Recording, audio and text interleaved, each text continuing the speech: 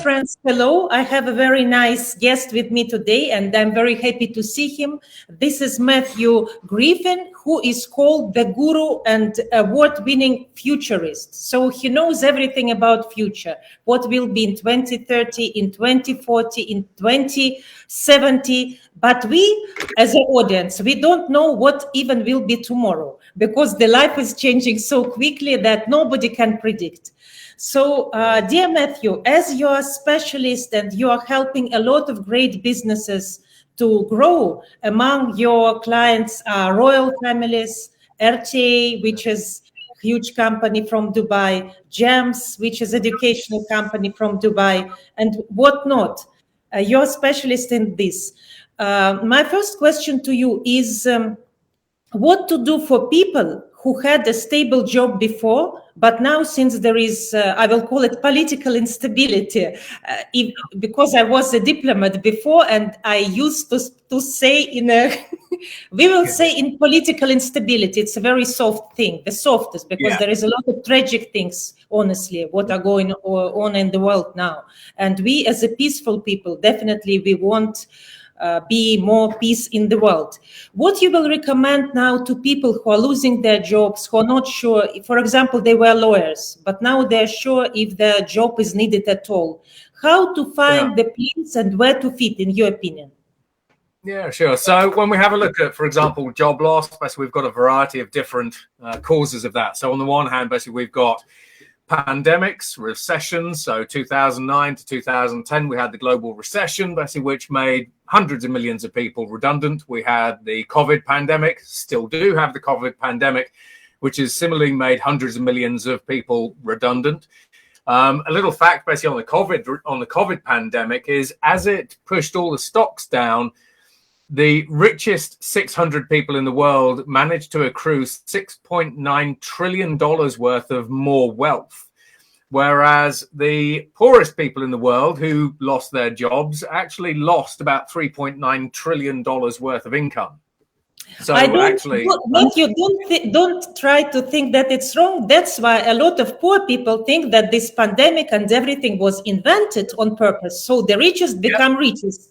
You know, I know it's not popular to talk like that, but yeah. Well, I mean, and this is the thing. So, you know, today, basically, we live in a world of conspiracy theories, for example, you know, where one individual can create a point of view, shall we say, basically, and that point of view can be disseminated around the world, basically, faster than ever before.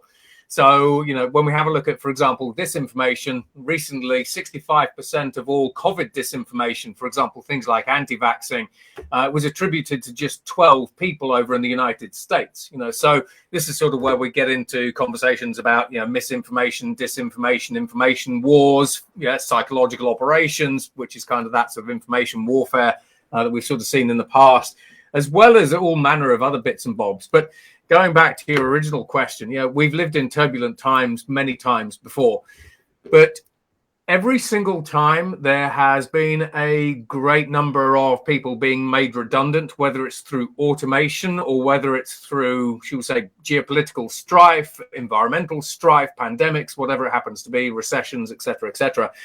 We've seen a huge increase in the number of startups. So, for example, if you have lawyers basically who are made redundant from one company who cannot get hired by another company, ultimately we see quite a lot of people saying, well, if I can't get another job because maybe that job doesn't exist any longer, or maybe because that job just isn't as in demand as it used to be, like airline staff, for example, during the pandemic, then a lot of people are kind of left with no choice but to try to fend for themselves. And today, if you want to be an entrepreneur, you can buy a website today for about $10. You can use organizations like Wix and all these others. You can spin up a website, an e-commerce site, for example, for like $50. You can reach a global audience. You can go to YouTube. You can go to Facebook, Instagram. You can go to Alibaba, Tencent, WeChat, all these kinds of other things, and create online marketplaces that then let you sell to global audiences at a scale that was unimaginable beforehand. And in terms of what you're selling, you could be selling standard products, or you could be selling your legal services again globally. So now we kind of live in this world where what I call we are empowering individuals. So I call it the power of the individual, where one individual today has more power than all of their ancestors combined. One person today has more power than all of the past kings, queens, and presidents, because one person today can do something, they can have an idea, they can go online, and if they can hit all of the right levers, which is very difficult, let's face it, they can influence the lives of billions of people at a speed and scale that was unimaginable just 20 years ago. So we live in a time where individuals are increasingly powerful, which then kind of begs the question of, what do you do when you can reach out and talk to a billion people, sell to a billion people for almost next to nothing? It's a fundamentally different question. So I do a lot of work with students, for example, and one of the things we sort of often talk about is, do you want to go and work for a large global organization, say, for example, like Alibaba, Tencent, Huawei, whether it's Samsung, whether it's Google, whether it's Meta, Amazon, whoever it happens to be, Apple, or do you want to go and be your own boss? And actually, quite a lot of them say they want to be their own boss. And actually, quite a lot of parents tend to agree as well, because they've been put into the meat grinder that is the professional corporate world. Matthew, but at the same time, as you say, one individual now is equal 1 million individuals before, because he can influence huge audience and he can make huge message to be heard. At the same time, I think our politicians, they behave on the contrary. They think that the people also should take part in decision making, because then it's very strange that on the one hand, people are very progressive. On the other way, they cannot discuss and negotiate. And even if we tell now what's going on in the world, if, for example, you want to explain to your kids what's going on in the world, it will be very difficult to do it. Because if you start explaining, we make all the world dirty. We spoil the earth. We spoil the air. We spoil the water. Even though it doesn't matter, am I in Kazakhstan or in Dubai, are you in US or in England, we should understand that we are already one planet. And you cannot escape from me, I cannot escape from you. Fortunately or unfortunately, we are connected. The only way is to talk and to negotiate. And even having that knowledge, we cannot. That's why I think on the one way we are very progressive. On the other hand, we cannot talk at all, and that's very strange, in my opinion. Well, absolutely. So a divided society is a society that ultimately collapses in on itself. So when I'm looking at the future, basically, we have kind of two different futures that we can talk about. We can talk about dystopian futures, where we talk about artificial intelligence setting off a nuclear war and destroying humanity. We have fully autonomous robots coming through, courtesy of a variety of different sort of military organizations who should remain nameless. But on the utopian side of things, basically, we actually have some very powerful technologies that have let us create cancer vaccines, cure people with genetic inherited conditions using in vivo genetic engineering technologies. We actually have solutions to global famine. We have solutions to global water shortages. We have global solutions to poverty. So even just sort of going through those at a really quick clip. If you want to solve global famine, we can look at vertical farms and lab-grown meat. I take a cell from an animal, put it into a technology called a bioreactor. I grow chicken nuggets. That's the simple version, but that's pretty much it. Then I sell those chicken nuggets in Singapore, which we can do. But I can now create meat without any form of animal. That helps me solve quite a lot of the climate change problems, UN SDG 13, which incorporates things like global greenhouse gas emissions as well as water. Water, we can extract water directly from the air. That solves a lot of the water wars issues, as well as using different technologies that allow us to recycle and reuse water. When we have a look at global poverty, increasingly we can use platforms like Citicoin. Citicoin basically is an American cryptocurrency platform that if you mine it, you get 70% of the rewards. 30% of those rewards go to the city of Miami. And in the city of Miami, when they hit $400 million worth of profits, bearing in mind they're $80 million now, the people of Miami will no longer have to pay taxes. So I was having that conversation with the government of Saudi Arabia last week. So we've kind of got all of these different sort of technologies nowadays. But from a political perspective, there's kind of this question of who's more powerful. You know, politicians, you know, if you look at President Xi, you have a look at President Biden, they're powerful. I mean, Xi looks over 1.2 billion people.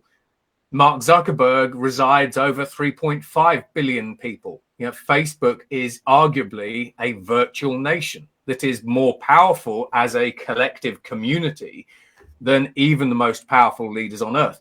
When we have a look at inciting change, Google brought about the self-driving car revolution. Tesla with Elon Musk accelerated the electrification of vehicles. The reinvention of space-based satellite communications that allows us to connect the other 3.5 billion people on the planet.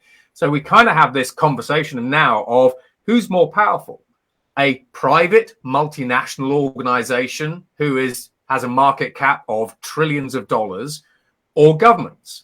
When Facebook created their cryptocurrency Diem in June 2019, had the regulators approved it, in the words of the chairman of the People's Bank of China, the European Central Bank, the Bank of England, and the US Federal Reserve, Facebook's cryptocurrency could have changed the global financial services industry overnight and undermined the state's control of money overnight. We live in strange times. But as I say, you know, a divided world is a world that marches into the darkness. So when we talk about utopia, we have technologies that let us march into the light. And the Japanese have got a very good saying. They say, we all live under one sky. NASA astronauts, when they go into space and look down on the Earth from thousands of miles above it, have this concept of the pale blue dot. And in their case, basically, they call it the orbital perspective. Now, if any of you sort of want to get an idea of what the orbital perspective looks like, I run a virtual reality university.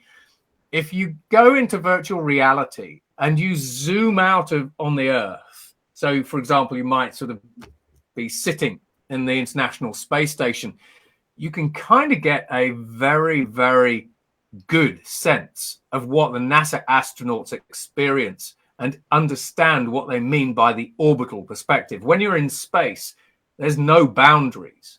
You can't see, the Russia boundary, the Chinese boundary, the American boundaries, the Mexican boundaries, or country borders, and so on and so forth. Matthew, and I want to add something, that these people who work in the space, they were American astronauts and Russian astronauts, and of course they became best friends because they depended on each other and their life depended on each other. All of them said, we cannot believe that in outer space we were working together and we became best friends. And in outer space, we managed to work and to do some researches for the world. And you people on the planet Earth, down, when there is no pressure, when you cannot drink, eat, and even, go to toilet, you cannot work. And that is, in a way, it's a miracle. But the God really created many miracles. That's why that is one of the miracles. Matthew, as a person who loves Dubai and who works in United Arab Emirates, and you said you were there more than 20 times, you consult a lot of biggest companies there. What is the secret of this land that is created only 50 years ago? It was a village in the sand, and now it's a place where the best minds are working. What is the secret, in your opinion? So really, the secret is Sheikh Mo. So Sheikh bin Rashid Al Maktoum, to be a little bit more precise. So I've met him on a number of occasions, but there's one sort of story that sticks in my head. So Sheikh Mo basically said to me a little while ago, so this is actually quite a number of years ago, about 4 years ago, basically said, I understand the power of technology. And the reason why he understands the power of technology is apparently because when he was a young boy, he and his father would travel between Dubai and Abu Dhabi, but they'd have to do it on camel. So if you wanted to go from Abu Dhabi to Dubai and vice versa on camel, it would take you pretty much most of the day. Then we sort of saw the Sheikh Zayed Road being built. Basically, we saw cars coming in, and it says, all of a sudden, basically, that journey that used to take us almost a day in a car took us a few hours. So he understood, because of that experience, the transformative power that technology can actually have. Now, as a result, that's why Sheikh Mo, basically, and the UAE government basically now have a future-focused agenda where inevitably Dubai is trying to build the future. Now, one of the sort of the things that I really quite like about Dubai, really more than any other country, is in 2071, it's going to be Dubai or the UAE's centennial. And the vision that the rulers of Dubai actually have for the year 2071 is they want Dubai and the UAE to be the world's happiest place on earth. Now, I travel all around the world. I've been to 60 to 70 countries over the past sort of 5 years. There is not a single government anywhere else that has clearly said, in the future, we want our citizens to be really happy, let alone the happiest. Now, with a lot of governments, they do see technology as being a significant part of their future, helping drive GDP growth, to improve tax receipts in order to benefit local economies, employ people, and all that kind of stuff. But the UAE, in its approach, is really quite unique, whether it's with initiatives like Area 2071, the Bin Rashid Al Maktoum Government Innovation Center out of the Emirates Towers, whether it's the fact that Dubai by 2030 want 20% of all new buildings to be 3D printed, which again, Dubai is the only country that I see actually with anything like that. And we just saw the Museum of the Future open. Part of that was printed and all that kind of amazing stuff. Spectacular. Yeah, go to that if you haven't seen it. It's what you have is you have a leader who understands the transformative power of technology. You have a leader who is capable of acting and who is acting. You have a country that has a vision where the vast majority of Emiratis kind of actually embrace that vision and embody that vision. And then you ultimately have a vision that is actually worth, should we say, fighting for, but fighting for in a good way. Fighting for in a good way. Matthew, to sum up our talk a little bit, I will say that as we touched the topic about cosmonauts and astronauts, if they can work up there and being friends, our main solution is to become friends here. I don't know how we will do it now because it's much more difficult and maybe it will take years and years to put it back because, as we say in Russia, if you break the vase, it's very difficult, to glue it. It takes time because the most important thing, I believe, is trust between us and to think how we can work together. And maybe it's very strange, but we should take example from a tiny country, which is called United Arab Emirates, which is only 50 years old. Yeah. And that doesn't have that big resources in the beginning. They find oil only after. And now there is not that much oil because a big part of this oil finished already. But the mind is big, the vision is big, and the mind to unite. Let's say they invited you, and you was there so many times, and you use your brain and your expertise to make the country better. That's a great thing that they invite people who are smart, who are ambitious, and who are also kind. That is you should be very smart to do that. So I hope us and our countries will take that example, and we as people, we will manage to make that bridges that will connect us in spite of anything. As you said, our planet is only one. And our task as a human being, as people who you work with students, I have 3 kids, it's our responsibility to put us together. I think that is our job. For me, as a film producer and as a platform runner, for you as a big mind, as a scientist, as a communicator, let's use our talents for this, and let's also believe in the best. We will not believe in something worse, because then the life on the planet will finish, definitely. And I think it will, we want to live, definitely. Absolutely. So one of the things that I say is the future is the legacy that you leave behind, you know. And when we have a look, when we actually have a look into the future, each of us has to make our own individual choice. If we take politics out of it, if we take histrionics out of it, I can tell you that in every single country that I have traveled to, I have not met a mean person anywhere. So while from a geopolitical perspective, we kind of have these assumptions about the way that people in that country live, or they must be like that because, that's what they were like historically. In far too many cases, in my opinion, we look at what the leader of a country is like, and then everyone says, well, everyone else has got to be like that. People should have open minds. People should go and explore. People should go and shake hands with other people from other countries, because at a personal level, there are very few people that actually really want to do you any harm. You will find them eventually, but the 99.9%, if not more, of people are actually really nice. They go out of their way for you. I experienced that basically in Saudi Arabia the other week, where just everyone was just brilliant, frankly. Almost as friendly basically as the Emiratis. That's it, dare I say. And it's this personal. Matthew, you're absolutely right. And I want really to thank you very much, because to come to that conclusion as you did, you should be very wise. And I think now we need wisdom. We have a lot of technology.